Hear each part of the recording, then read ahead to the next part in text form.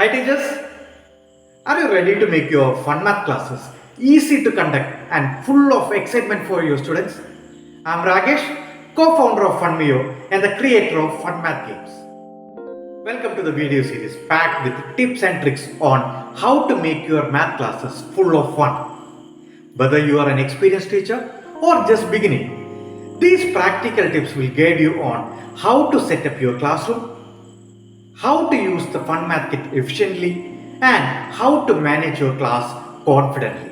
We will show you how to keep your students excited about math class while saving your time and effort.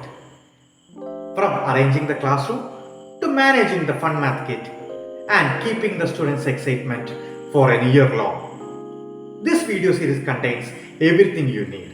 Plus, we will discuss how to keep your students' progress and involve the parents in the fun, making sure that Funmath classes are joyful and effective.